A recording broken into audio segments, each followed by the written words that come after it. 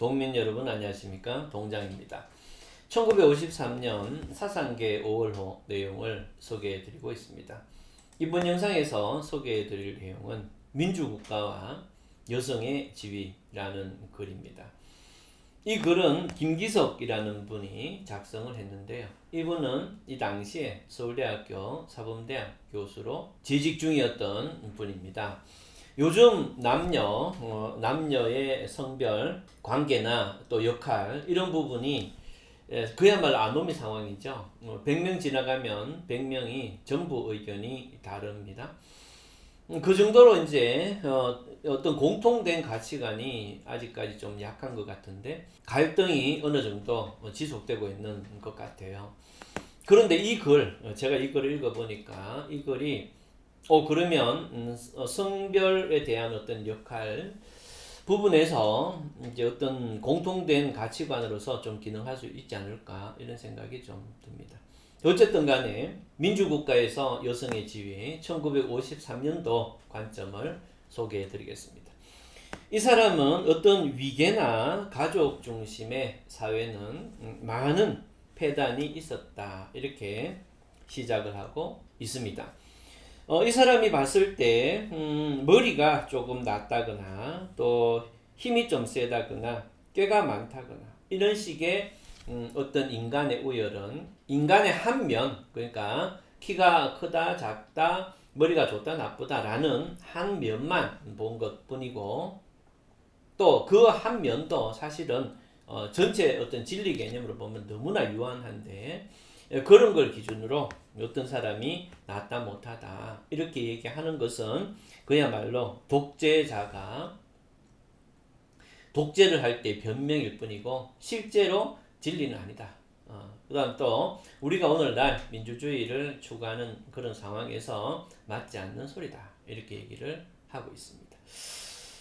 그런데 인간이 그렇다면 평등하다고 한다면 똑같은 자질이나 똑같은 처지에 있어야 된다는 뜻은 아니다 이렇게 얘기를 하고 있습니다. 개인이 모두 같은 개인이 되어버리고 집단이 어느 것이나 같은 성질의 것이 되어버린다고 한다면 이것은 여럿이 하는 여럿에 의한 여럿을 위한 그러한 정치가 되지 못하고 그 자체가 민주주의의 파괴에 이르게 된다 이렇게 얘기합니다.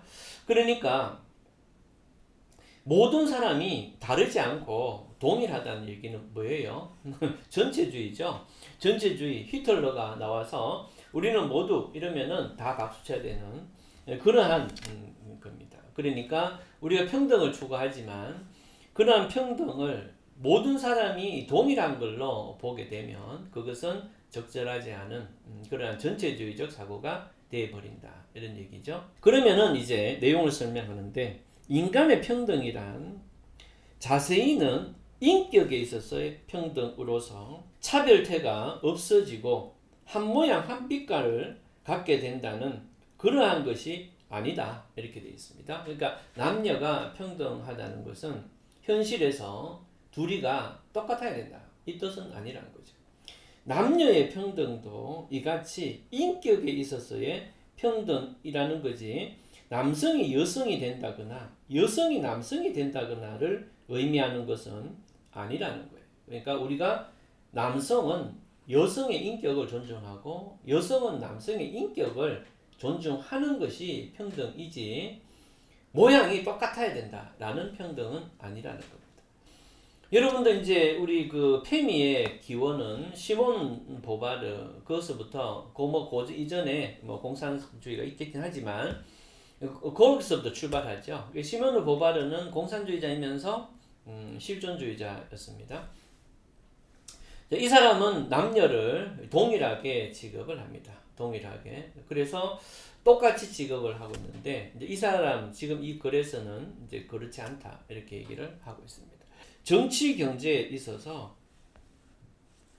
서로 여성에게 맞는 면이 있고 또 문화교육에서 남성에게 맞는 면이 있어서 어디를 가더라도 자기에게 맞는 일을 하면 되는 거지. 그렇다 해서 똑같은 건 아니지만 이런 식으로 자기에게 맞는 일을 열심히 하면 그게 평등이다. 이렇게 얘기를 합니다. 또 사회의 일도 남성과 여성이 함께하고 가정의 일도 남성과 여성이 함께하고 이 함께한다는 일은 여기서 오늘날 사람들하고 좀 다른데요.